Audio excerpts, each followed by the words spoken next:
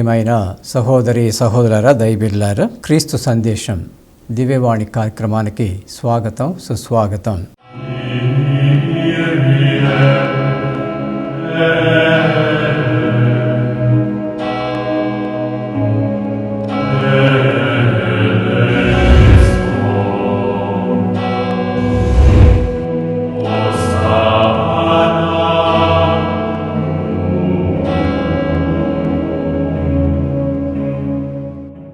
ప్రియమైన సహోదరి సహోదర దైవబిడ్డలారా, జీవితంలో చాలాసార్లు వింటూ ఉంటాం. మన జీవితంలో ఏదైనా మంచి చేసేటువంటి విధానంలోకి రండి అనేటువంటి పిలుపును చాలాసార్లు వింటూ ఉంటాం. ఏదైనా కానీ మానవులకి ఉపయోగపడేటటువంటి మంచి విషయాలు చేయటంలోను చెప్పటంలోను అనేటటువంటివి అందరూ కూడా ఆలోచన చేయని అని వింటూ ఉంటాం. మన జీవితంలో దేవుడు మానవుడు మనల నుండి ఏం కోరుకుంటున్నారనేటువంటిది మనం వింటూ ఉంటే గనక చాలాసార్లు దేవుణ్ణి సంతోషపెట్టేటటువంటి మంచి కార్యాలు ఏంటివి, మానవులకు ఉపయోగపడేటటువంటి మంచి కార్యాలు ఏంటివి అనేటటువంటి దగ్గర మనం అందరం కూడా ఆలోచన చేయవలసింది ఉంటుందనేటటువంటి సత్యాన్ని మనం తెలుసుకున్నటువంటి వాళ్ళం. ప్రియమైన సహోదరి సహోదర దైవబిడ్డలారా, మంచి అనేటటువంటి చేయాలనగానే చాలాసార్లు చాలామంది అనుకుంటారు, ఒక మంచి సదావకాశం కోసం ఎదురు చూడాలి, అలాంటి గొప్ప విషయం ఎప్పుడు వస్తుందో అప్పుడు నేను మొదలు పెడతాను అనుకుంటారు. కానీ మన జీవితంలో చాలాసార్లు ప్రభు కూడా చాలా చక్కగా చెప్పేస్తుంటాడు. మన జీవితాల్లో ఆవగింజంత విశ్వాసంతో మనం ఆవగింజ ఉపమానాన్ని అర్థం చేసుకుంటే కనుక, ఆవగింజ విత్తనము చాలా చిన్నది. అది పెరిగి పెద్దయి ఎంతగా పక్షులకి మానవులకి నీడనిస్తూ ఎన్నో విధాలుగా ఎలా ఉపయోగపడుతుంది అనేటటువంటిది మనం అందరం అర్థం చేసుకోవాలని ప్రభు కూడా చాలాసార్లు ఆ విషయాల గురించి చెప్తుంటాడు. ఈరోజు ఈ విషయాలను అర్థం చేసుకోవటం కోసమై ఒకటువంటి ఉపమానాలు మనం చెప్పుకోబోతున్నాం. సౌత్ అమెరికాలో మన అందరికీ తెలుసు, మొక్కజొన్నలు బాగా పండుతూ ఉంటాయి. అమెరికా దేశంలో కూడా ఇవి చాలా పండుతూ ఉంటాయి. మిగతా దేశాలకు ఎలా పరిచయం అయింది అనేటటువంటి విషయం దగ్గరికి వచ్చినప్పుడు, ప్రియమైన సహోదరి సహోదర దైవబిడ్డలారా, ఒకరోజు ఇలాగనే ఒక మిషనరీ పరిచారకుడు 2-3 సేవకులతోటి చాలా దూరం సౌత్ అమెరికా దేశానికి వెళ్ళాడు. చాలా రోజులు వాళ్ళు సేవ చేశారు.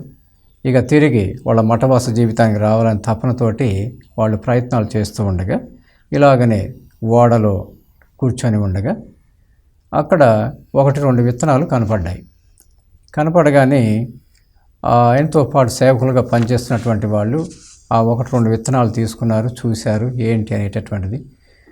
ఈ 1-2 విత్తనాల వల్ల ఉపయోగం ఏంటి అని పక్కన పడేశారు. ఆ మిషనరీ పరిచారకుడు తర్వాత అటు ఇటు వెళ్తూ ఆ 1-2 విత్తనాలను చూసి ఏంటి అబ్బా ఇవి అని ఆశ్చర్యపోయి ఎందుకైనా మంచిదని తన బ్యాగ్లో వేసుకొని ఇంటికి వెళ్ళిన తర్వాత వాటిని నాటగానే అవి చిన్న మొక్కజొన్న కంకులు వచ్చి అందులో నుంచి కొన్ని విత్తనాలు బయటకు వచ్చాయి. ఆ విత్తనాలు మళ్ళీ ఎండబెట్టి వాటిని మళ్ళా నాటాడు. చిన్నగా అవి మళ్ళీ ఎన్ని కంకులు, ఆ తర్వాత ఎన్ని విత్తనాలు వచ్చినవి, ఆ తర్వాత ఆ విత్తనాలు మళ్ళీ ఎండబెట్టి వాటిని నాటినప్పుడు ఇక చాలా కంకులు వచ్చాయి.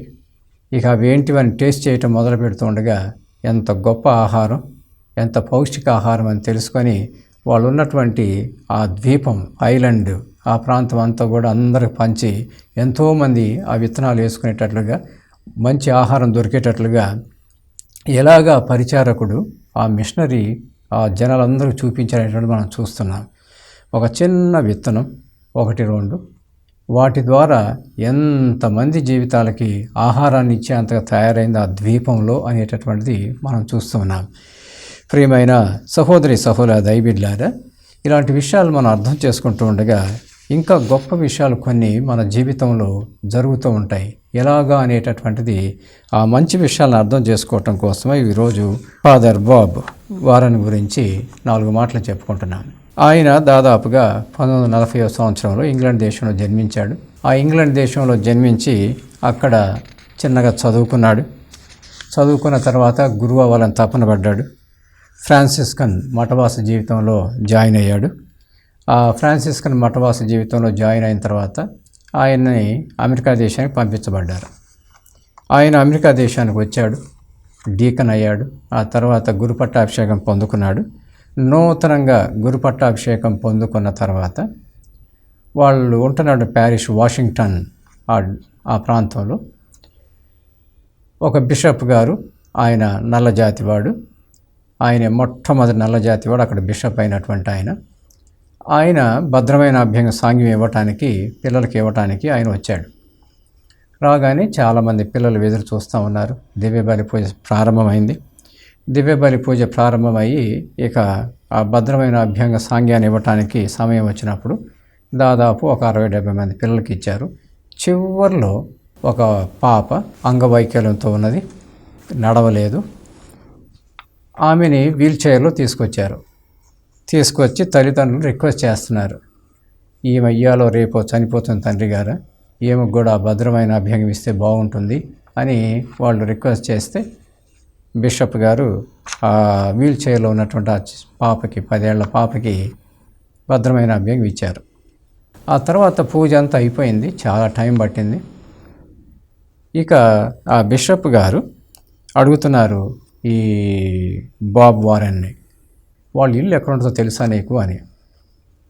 తెలుసు తండ్రి గారు, అది వాషింగ్టన్ రిమోట్ ప్రాంతంలో ఉంటుంది, కానీ పోలీసులు అప్పుడే వార్నింగ్ చేశారు 6 గంటల తర్వాత ఎవరు కూడా అటు వెళ్ళవద్దని. ఎందుకంటే కనుక ఈ గంజాయి అది ఇది తాగేవాళ్ళు, వీళ్ళంతా గందరగోళాలు చేసేవాళ్ళు ఉంటారు అక్కడ, ఆ ఏరియాకి వెళ్ళవద్దు అనేటటువంటి చెప్తూ ఉంటారు అని ఫాదర్ బాబ్ వారెన్ బిషప్ గారికి చెప్పారు. చాలా డేంజరస్ ప్లేసు 6 గంటల తర్వాత అనేటటువంటిది. అయినా కానీ బిషప్ చిరునవ్వుతోటి నీ కారు ఉంది కదా అన్నాడు. ఉంది తండ్రి గారు అన్నాడు. అయితే వెళ్దాం పదా అన్నాడు. అనగానే వాళ్ళు కారులో కూర్చున్నారు. వాషింగ్టన్ DC అమెరికా దేశంలో ఉన్నటువంటి ఈరోజు పెద్ద టౌన్, అది పెద్ద పట్టణం. అది ఆ ప్రాంతం ఒకప్పుడు ఎట్లా ఉండేదంటే కనుక ఈ గంజాయి తాగేవాళ్ళు, ఈ తాగుళ్ళు తందనాలకు అలవాటు పడేవాళ్ళు, వీళ్ళందరూ కూడా రకరకాల మనుషులు రకరకాలుగా ఎలాగ క్రూరమైన విషయాలు చేస్తా ఎంతమంది చంపారనేటటువంటిది కూడా ఆ ఏరియాలో ఉన్నది. అప్పుడు బిషప్ గారు తర్వాత ఈ ఫాదర్ కొత్తగా గురువు అయినటువంటి ఈయన ఇద్దరు కలిసి కారులో వెళ్ళారు. వెతుక్కుంటూ ఆ ప్రాంతానికి వెళ్ళారు. ఇక అపార్ట్మెంట్ అక్కడ ఉంటుందని చెప్పారు. ఆ అపార్ట్మెంట్ దగ్గరికి వెళ్తూ ఉండగా వాళ్ళు అక్కడ దిగుతున్నారో లేదో చూశారు. గుంపులుగా ఆ కార్నర్లో ఈ కార్నర్లో ఉండి ఆ గంజాయి తాగటం, ఆ బియర్లు అని అవి ఇవన్నీ తాగటం, గోలగా మాట్లాడటం, ఇట్లాంటివన్నీ జరుగుతూ ఉన్నాయి. ఇక వీళ్ళిద్దరు కూడా కారులోంచి దిగగానే ఆ గుంపులో ఉన్నటువంటి వాళ్ళందరూ కూడా చూశారు, ఇదేంట్రా ఎట్లా వచ్చారు ఈ సమయంలో, బిషప్ తర్వాత గురువు ఎట్లా వచ్చారు, ఒక ఆయన నల్లజాతి బిషప్, ఇంకొక ఆయన తెల్లజాతి గురువు, వీళ్ళిద్దరు ఏంటి ఎట్లా వచ్చారు అని అటు ఇటు చూస్తూ ఉన్నారు. వీళ్ళిద్దరూ ఇక అపార్ట్మెంట్లో వాళ్ళని అడుక్కుంటూ పైకి వెళ్ళి వాళ్ళు ఏ అపార్ట్మెంట్లో ఉంటారు, ఏ నెంబర్ అంతస్తులో ఉన్నారని తెలుసుకొని అక్కడికి వెళ్ళి తలుపు తట్టారు. ఇక చిన్నగా ఆ సమయంలో అందరూ భయపడుతూ ఉంటారు, తలుపులు తట్టినా కానీ తీయరు. అయినా కానీ ఆ సమయంలో ఎట్లా ఒకట్లా కొద్దిగా తీసి చూశారు. అక్కడ బిషప్ ఉన్నాడు, గురువు పక్కనే ఉన్నారు. వాళ్ళిద్దరిని చూసి ఆ కుటుంబ సభ్యులందరూ కూడా ఎంతో సంతోషంతో ఆనందంతో స్వాగతం సుస్వాగతం మై లార్డ్ అంటూ లోపలికి ఆహ్వానించి, మీరు ఇంత రిస్క్ తీసుకొని మా దగ్గరకు వచ్చారా, మా అంగవైకల్యంతో ఉన్నటువంటి పాపను చూడటానికి వచ్చారా అని సంతోషంతో ఆనందంతో వాళ్ళు మాట్లాడుతూ ఉన్నారు. ఆ తర్వాత ఒక హాఫ్ అన్ అవర్, అరగంట 45 నిమిషాల తర్వాత బిషప్ గురువు గారు బయటకు వస్తూ ఉండగా ఇక అపార్ట్మెంట్లు అందరూ కూడా జనాలందరూ కూడా గుంపులుగా అక్కడ ఇక్కడ నిలబడి చప్పట్లు కొడుతూ, తండ్రి గారా మీరు ఇంత రిస్క్ తీసుకొని మా కోసం వచ్చారా, ఈ చిన్న బిడ్డ అంగవైకల్యంతో ఉన్న బిడ్డను చూడటానికి వచ్చారా అని ఆ సంతోషాన్ని వ్యక్తపరుస్తూ దేవుడు మేము ఎంత దీవించాలో అంటూ వాళ్ళందరూ చెప్తూ ఉండగా ఇక చిన్నగా అందరికి కూడా బిషప్ గారు హలో చెప్తూ కారు దగ్గరకు వస్తూ ఉండగా గురువుకి తెలుసు ఆ కారు మూసేసి ఉందని, తాళం వేశారని. అయినా కానీ ఆ కారు తాళాలు తీసున్నాయి. ఆ గంజాయి తాగే వీళ్ళందరూ కూడా అన్ని పక్కన పడేసేసి వచ్చి కారు తలుపు తీశారు. తీసి మైలో రండి కూర్చోండి అని స్వాగతం పలుకుతూ కూర్చోబెడుతున్నారు.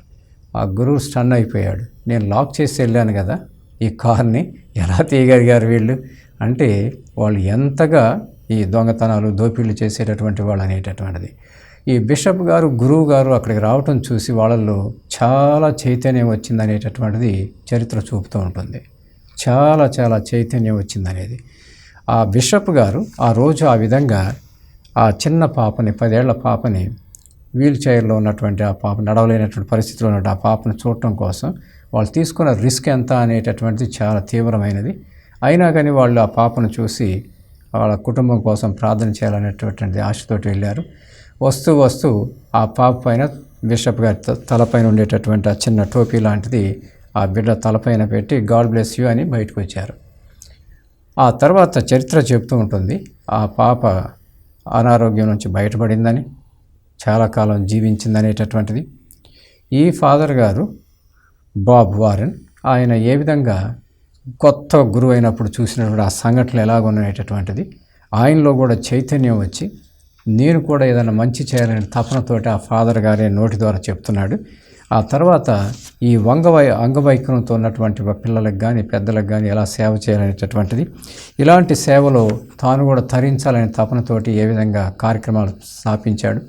చిన్న చిన్నగా వాళ్ళ జీవితాలు ఏ విధంగా ఎదుగుతూ వస్తున్నాయి అనేటటువంటి దగ్గరికి వచ్చేళ్ళకి ప్రియమైన సహోదరి దైవబిడ్డలారా, ఆ బిషప్ వారెన్ చాలా గొప్ప విషయాన్ని చెప్తున్నాడు. ఆ రోజుల్లో నేను కొత్తగా గురువైనటువంటి ఆ రోజుల్లో నేను ఇలాంటి సంఘటన చూడటం వలన నాలో ఎంత చైతన్యం కలిగిందంటే నేను కూడా దేవుడి కోసం, దేవుడి మహిమ కోసం ఏదైనా చేస్తే బాగుంటుంది అనేటటువంటి ఆలోచనలోకి వచ్చాను.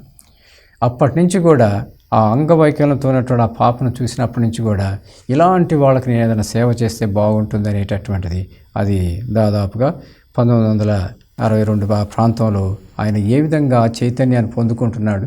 ఆ బిషప్ గారిలో ఉన్నటువంటి ఆ తపన ఇలాంటి బిడ్డలను కూడా మనం సందర్శించాలి, ప్రేయర్ చేయాలనేటటువంటిది ఎలాగ ఆయన చూపిస్తున్నటువంటిది చూస్తున్నాం. ప్రియమైన సహోదరులారా, కొద్ది క్షణాలు విరామం తీసుకుందాం.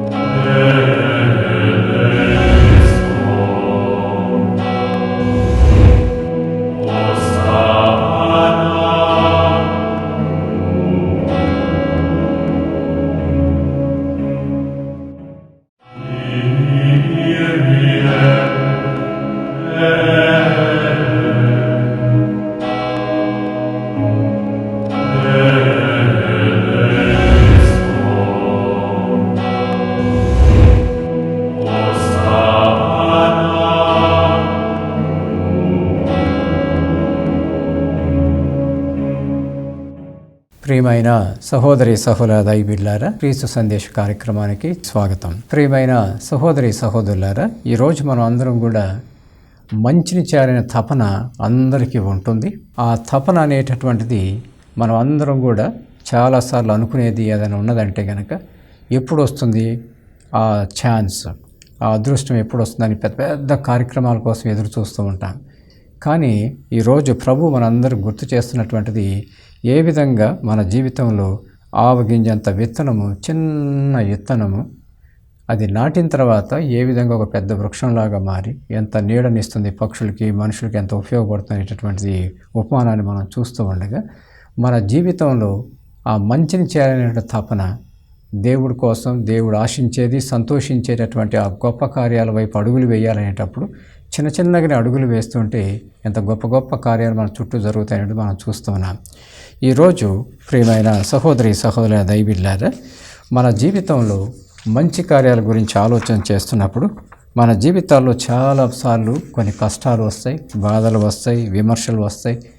ఆ విమర్శలు వచ్చినా కానీ మనం ఏ విధంగా మన జీవితాన్ని మలుచుకోవాలి, మన జీవితాన్ని మంచి చేయడానికి మలుచుకొని ముందుకు సాగుతుంటే ఏం జరుగుతున్న విషయాల్లో ఈ బాబ్ వారెన్ ఫాదర్ గారు 1994 సంవత్సరంలో, ఆయన ఎప్పుడో 1962 సంవత్సరంలో ఆ బిషప్ గారితో వెళ్ళి అక్కడ జరిగిన సంఘటన చూసి ఎంతగా చైతన్యం పొందుకున్నాడు. నేను కూడా దేవుడి కోసం ఏదైనా సేవ చేస్తే బాగుంటుంది అనేటటువంటి విషయాల్లో ఆయన చూసినటువంటి కార్యక్రమాలు అక్కడ ఒకటి, అందరూ కూడా డ్రగ్స్కి అలవాటు పడిపోయి, మాదక ద్రవ్యాలకు అలవాటు పడిపోయి, ఆ గంజాయి అని, అది అని, ఇది అని, తాగుళ్ళు, తందనాలు, ఎలాగా జీవితాన్ని పాడు చేసుకుంటున్నారని చూశాడు అక్కడ.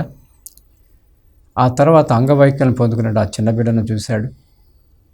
వీళ్ళందరూ చూసిన తర్వాత ఇంకొక గొప్ప విషయం కూడా, చాలా బాధాకరమైన విషయం ఏంటంటే కనుక, ఆ రోజుల్లో HIV, ఎయిడ్స్ ఈ వ్యాధులు బాగా సోకిపోతున్నటువంటి ఆ రోజులు అక్కడ. ఎందుకంటే నైతిక విలువలు మర్చిపోయి ఏ విధంగా వాళ్ళు లైంగిక విధానాలతోటి వెళ్ళి ఎయిడ్స్ తెచ్చుకుంటున్నారు అనేటటువంటిది, వీటన్నిటిని చూసి వాళ్ళందరి కోసం నేను సేవ చేయాలని తపనతోటి ఫాదర్ బాబ్ వారెన్ ఏ విధంగా తన జీవితాన్ని మలుచుకొని ఎయిడ్స్ పేషెంట్, HIV పేషెంట్స్, అంగవైకల్యంతో ఉన్నటువంటి పిల్లలకి, ఆ తర్వాత ఇలాగ డ్రగ్స్కి అలవాటు పడిపోయిన పిల్లలందరికీ, యూత్కి ఏ విధంగా సేవ చేయాలని తపనతోటి తన జీవితాన్ని మొదలుపెట్టి వారి కోసం సేవ చేసినది చరిత్ర చూపుతూ ఉండగా, ఆ తర్వాత 1994 సంవత్సరంలో ఏ విధంగా కమ్యూనిటీ ఎన్హాన్స్మెంట్ అనేటటువంటి అవార్డు వచ్చింది ఆయనకి.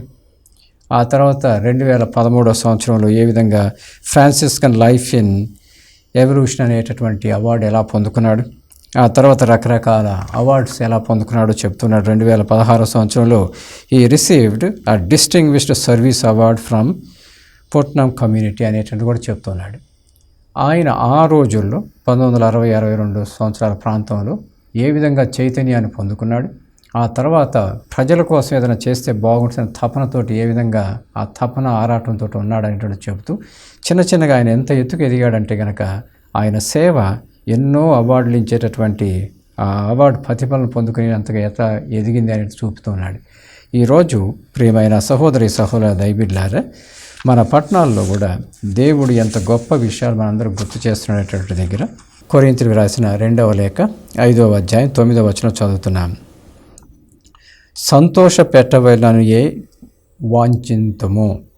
దేవుణ్ణి అన్నిటికంటే అధికంగా మనము ఈ గృహమున దేవుని యొక్క స్థాపించినటువంటి సృష్టించిన ఈ ప్రపంచంలో ఉండగా మనం అందరం కూడా సంతోష పెట్టేటటువంటి విషయాల దగ్గర సంతోష పెట్టవాలని వాంఛింతుము అంటూ, దేవుడిని సంతోష పెట్టాలనేవి మనం వాంఛింతుము అంటూ, అలాంటి మంచి కార్యక్రమాలు చేపడితే ఎంత బాగుంటుంది అంటూ పునీత పౌలుడు మనందరికి కూడా అలాంటి గొప్ప సత్యాన్ని గుర్తు చేస్తున్నాడు.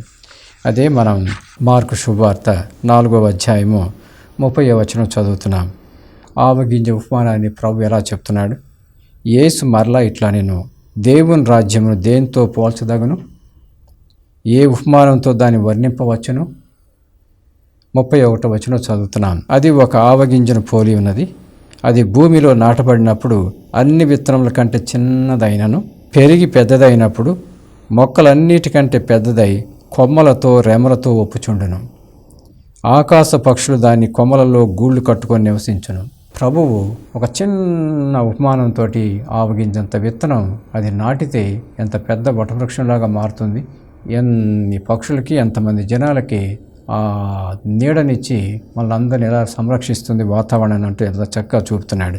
అలాగే మార్కు శుభవార్త 4వ అధ్యాయం 26వ వచనం చదువుతున్నాం. యేసు ఇంకను వారితో ఇట్లన్ను, దేవుని రాజ్యం ఇట్లున్నది, విత్తువాడు ఒకడు తన పొలంలో విత్తనమును వెదజల్లి రాత్రింబౌళ్ళు నిద్రపోవచ్చు మేలుకొనుచుండగా వానికి తెలియకయే విత్తనములు మొలకెత్తి పెరిగి పెద్దవగుచుండెను. భూమి నుండి మొదట మొలకలు వెన్ను, అటు తర్వాత ఆ మొక్కలు పెరిగి వెన్నుతో వచ్చి అటు పిమ్మట కంకులు పుట్టి ఏ విధంగా మనుషులకు ఆహారంగా ఉంటుందనేటువంటిది చెప్తూ, పంట పండినప్పుడు కోతకాలం వచ్చిందని సేద్యగాడు వెంటనే కొడవలతో కోయను ఆరంభించును కదా అంటూ మనందరినీ కూడా ఈరోజు ఆ మిషనరీ పరిచారకుడు సౌత్ ఆఫ్రికా దేశాలకు వెళ్ళి ఏ విధంగా తన యొక్క సేవను అందించిన తపనతో వెళ్ళాడు. తిరిగి వస్తుండగా 1-2 విత్తనాలు ఎలా కనపడ్డాయి. ఆ 1-2 విత్తనాలు తీసుకువెళ్ళి ఆయన సొంత భూమి దగ్గరికి వెళ్ళి ఆయన పుట్టిన స్థలంలో వెళ్ళి ఎలా నాటి మళ్ళీ నాటి ఎంతమందికి ఆ విత్తనాలను ఇచ్చి అందరికీ పౌష్టికాహారాన్ని సిద్ధం చేసినని మనం చూస్తున్నాం. ప్రియమైన సహోదరి దైవబిడ్డలారా, ఈరోజు ఈ విషయాల గురించి వింటూ ఉండగా 2వ ప్రపంచ యుద్ధంలో క్రిస్టఫర్ న్యూమెన్ అనేటటువంటి ఒక సైనికుడు ఆ రోజుల్లో రష్యాకి జర్మనీ దేశానికి మధ్యలో బోర్డర్ లైన్తో ఏ విధంగా వాళ్ళు వైర్తో కట్టారు. ఆ రోజుల్లో ఒక చిన్న బిడ్డ దాంట్లో ఇరుక్కొని బాధపడుతూ ఉండగా అది చూసి సైనికుడు ఆ బిడ్డను రక్షించాలని తపనతో వెళ్ళి ఆ వైర్లన్నీ తీసి ఆ బిడ్డను ఏ విధంగా రక్షించి పక్కకు పంపించాడనేటువంటి చూశాడు. అది చూసిన ఇతడు జర్మన్ దేశస్థుడు కాదు, ఈయన రష్యాకి సహాయం చేస్తున్నాడు అనేటటువంటి ఆ తలంపుతోటి జర్మన్ దేశస్థుడితో వాడిని చంపాలి కదా, అలా కాకుండా వైర్లు తీసి వాడిని బతికిచ్చి ఒక రష్యా పిల్లవాడిని అవతలకు పంపించాడు అంటే దేశభక్తి ఇతనిలో లేదు అనేటటువంటి వాదనలు పెట్టి ఆయన ఏ విధంగా ఉరిశిక్ష దాకా తీసుకెళ్లారు, ఆ ఉరిశిక్ష వేశారనేటటువంటిది. అది చూసినటువంటి సైనికులు అవతల వాళ్ళు యువతల వాళ్ళు, జర్మన్ దేశస్థులు రష్యా దేశస్థులు ఆ సంఘటన చూసి కొంతమంది విచిత్రపోతున్నారు. ఒక చిన్న బిడ్డని రక్షించి తీసుకుపంపిస్తే కూడా ఇట్లాంటి ఉరిశిక్ష వేస్తారా అనేటటువంటిది. ఆ తర్వాత యుద్ధం అయిపోయిన తర్వాత, రెండో ప్రపంచ యుద్ధం అయిపోయిన తర్వాత ఈ సంఘటన అవతల దేశం వాళ్ళకి యువతల దేశం వాళ్ళకి ఏ విధంగా అనిపించిందంటే కనుక రష్యాలో జర్మనీ దేశంలో దాదాపుగా అక్కడి నుంచి మొదలయ్యి 70 దేశాల్లో ఆయన విగ్రహాన్ని పెట్టారంట. ఆయన యొక్క విగ్రహాన్ని పెట్టారు. ఎందుకంటే ఇంత సేవ చేసినటువంటి ఆయన ఎలా చంపారనేటటువంటిది దాదాపుగా ఆ ప్రాంతంలోని ఎక్కడైతే ఆ చిన్న బిడ్డ రక్షించబడ్డాడో 317 స్ట్రీట్స్లో ఆయన విగ్రహాన్ని పెట్టి ఇలాంటి మంచితనాన్ని మనం అందరం కూడా ప్రోత్సహించాలి అనేటటువంటిది ఏ విధంగా రాస్తున్నారని చూస్తున్నాం. ఈరోజు ప్రియమైన సహోదరి సహోదర దైవబిడ్డలారా, ఈ భూలోకంలో ఉండగా మరీ ముఖ్యంగా మనం క్రైస్తవ కథోలికలు అనేటువంటి మనం మంచిని చేయాలని తపంలోనికి దిగి ఆ మంచిని చిన్న ఆవగింజంతగా మొదలు పెడుతూ ఉంటే చిన్న చిన్నగా అది ఏ విధంగా పెద్ద వటవృక్షమై ఎంతోమందిని ఎలాగ ప్రోత్సహిస్తుంది అనేటువంటి తెలుసుకోండి అంటూ ప్రభువు నేర్పిస్తున్న ఆ గొప్ప సందేశాన్ని అర్థం చేసుకుంటే కనుక మనందరం కూడా మన జీవితంలో ఏదైనా మంచిని చేయాలని తపనతో ఉండి దేవుడి కోసం దేవుడి మహిమ కోసం ఇలాంటి మంచి విషయాలు ఎన్నో చేసి మానవాళికి ఎంత గొప్పగా ఉపయోగపడతాయో చూడండి అనేటటువంటి ఈ సందేశాన్ని పొందుకొని దేవుని యొక్క రాజ్యంలో ఇలాంటి మంచి కార్యాలతో మనం అందరం కూడా ఎదగాలనే తపనతోటి ఇంకా ఎంతోమంది ఇలాంటి మంచి కార్యాలు చేసేటట్లుగా దేవుడు దీవించి ఆశీర్వదించాలని మనం కూడా చైతన్యం పొందుకొని బాబ్ వారెన్ లాగా ఆ చైతన్యంతో మంచిని చేస్తూ ఉంటే దేవుడు ఎంత గొప్పగా మనం దీవించి మన జీవితాలను కూడా ఇంకా ఎంతోమంది జీవితాలకు వెలుగునిచ్చేటట్లుగా ఎలా చేస్తాడనేటటువంటి విషయాన్ని తెలుసుకుంటూ ఉండగా ఆ దేవుడు మనల్ని మన కుటుంబాన్ని మన బిడ్డలందరినీ దీవించునుగాక. పిత పుత్ర పవిత్రాత్మ నామమున ఆమేన్.